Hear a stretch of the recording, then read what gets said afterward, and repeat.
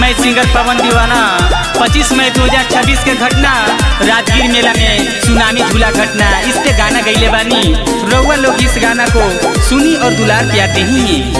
राजगीर मेला में घटल बा घटना, दुर्घटना हो गईले हो।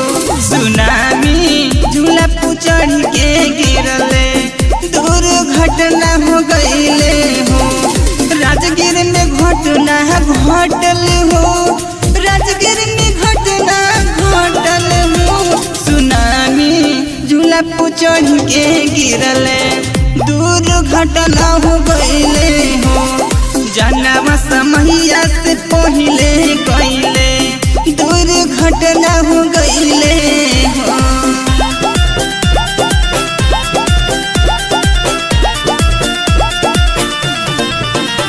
सुनावतानी भैया राजगीर के घटना, सुनावतानी भैया राजगीर के घटना।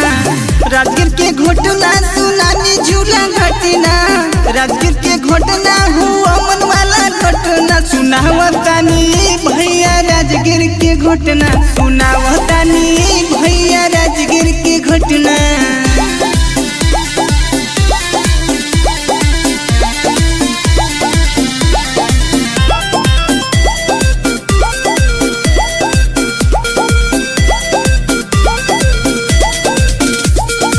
सुनामी झूला पर ना बैठो, सुनला भाई ध्यान से, भैया सुनला हमर ध्यान से। माई के छतिया देख के फाटल बेटावा के मौत पे, भैया बेटावा के देख के। सुनामी झूला न बैठिया हो, सुनामी झूला न बैठिया हो। कि जनमा ले ले ले यही झूला से, सुनामी झूला न बैठिया हो। कि राजगीर मेला में घटल बा घटना, बतिया सबके बताई हो।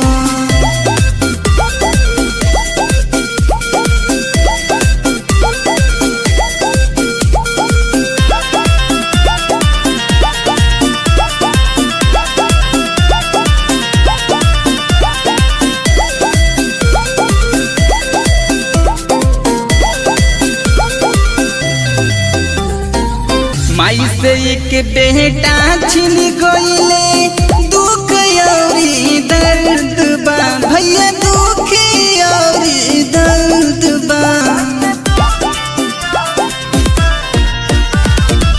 सारे पब्लिक बाज उठैले, बंद कर दी झूला हो, भैया बंद कर दी झूला हो। राजगीर में घटना घटल हो, राजगीर में घटना घटल हो। कि जनमा चल गई भाई, बतिया सबके बताई हो। कि राजगीर मेला में घटल बा घटना, दुर्घटना हो गईले हो।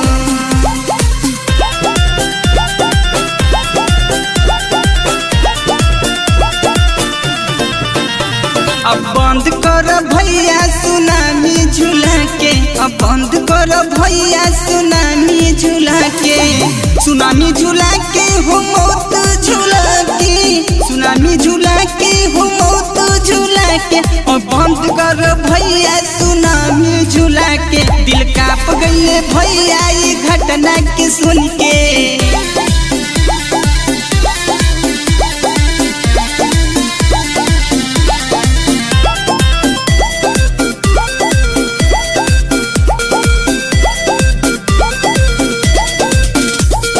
राजगीर मेला के घटना हो, राजगीर मेला के घटना हो। कि पवन सुनावेले राजगीर के घटना, बतिया सबके बताई हो।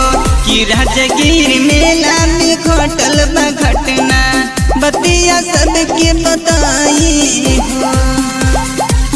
Recorded by Baba Studio.